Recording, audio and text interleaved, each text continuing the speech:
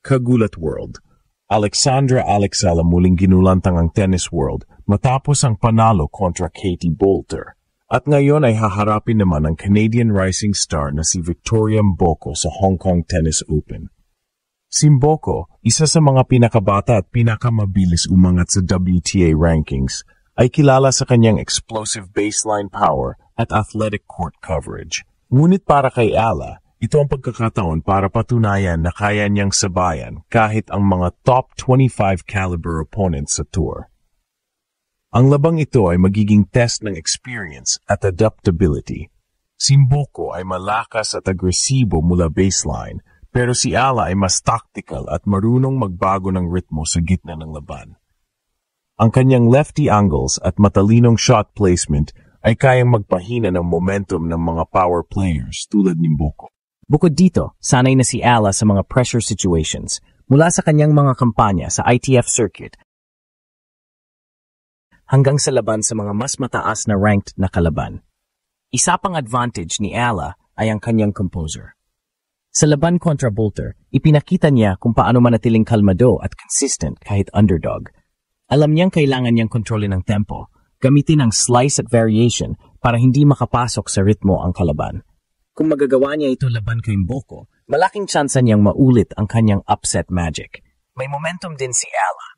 Ang sunod-sunod niyang panalo nitong buwan ay nagbigay sa kanya ng confidence at rhythm na bihirang makita sa mga kabataan sa tour.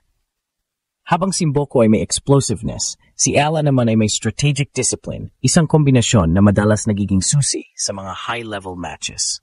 Sa madaling salita, ito ay hindi lang labanan ng lakas, kundi labanan ng utak. Kung may papakita ni Alex ang kanyang signature baseline control at matatag na mental game, may posibilidad siyang makagawa ng panibagong kasaysayan. Ang panalo laban kay Mboko ay magdadala sa kanya malapit sa semifinals, kung saan posibleng mag-cruise ang landas nila ni Phil-Am Leylah Fernandez. Para kay Alex Ala, bawat rally ay laban para sa bansa. At ngayong nasa harap niya ang isa sa pinakamalalakas na batang bituin ng Canada, isang bagay lang ang malinaw. Hindi siya atras. Dahil ang tunay na Pinay fighter, lumalaban kahit kanino, kahit saan. Muling nagningning ang pangalan ni Alexandra Alex. Ala sa Hong Kong Tennis Open matapos niyang makapasok sa round of 16 at ngayon ay haharapin ang isa sa pinakamainit na batang bituin sa tennis world, si Victoria Mboko ng Canada. Si Mboko, kasalukuyang nasa top 25 ng WTA at kilala sa kanyang lakas, bilis at fearless baseline game, ay isa sa mga pinag-usapang rising stars sa women's tour. Ngunit sa kabila ng rankings at hype, si Ala ay hindi basta-basta susuko. Matapos ang kanyang impresibong panalo kontra Katie Boulter ng Great Britain, kung saan pinakita ni Ala ang disiplina at composure na bihira sa kanyang edad, muling nakakuha ng respeto ang Pinay sa mga international analysts. Sa edad na 20, nagiging malinaw na hindi lang siya umaasa sa athleticism, kundi sa intelligence at control sa bawat rally. Habang si Mboko ay agresibo at gustong tapusin agad ang puntos, si Ala naman ay marunong magbasa ng galaw ng kalaban, isang kalidad na nagpapakita ng maturity beyond her years. Ang laban nilang ito ay hindi lang basta quarterfinal qualification. Ito ay simbolo ng bagong henerasyon ng mga tennis stars mula sa Asia at North America.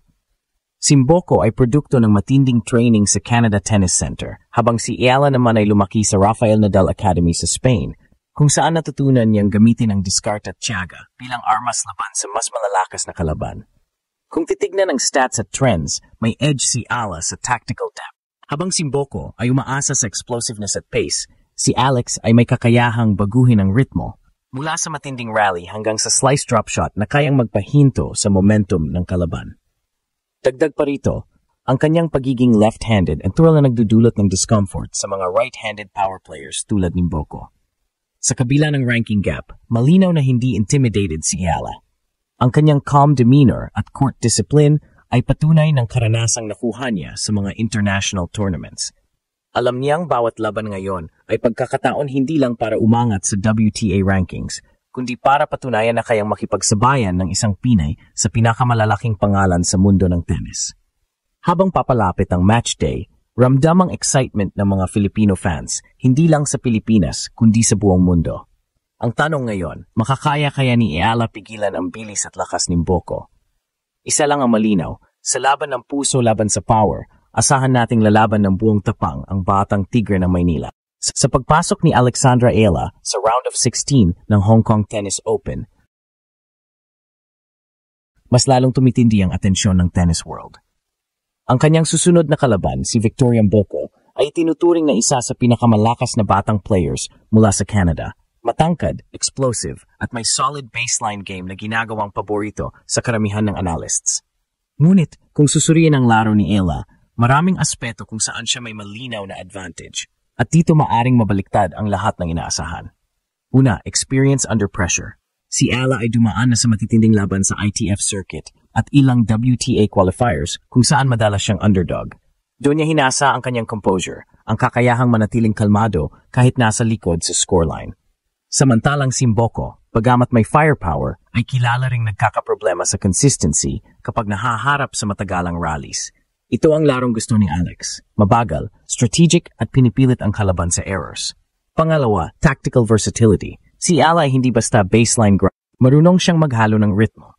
Mula sa matitinding cross-court exchanges hanggang sa maikling slice at surprise drop shots.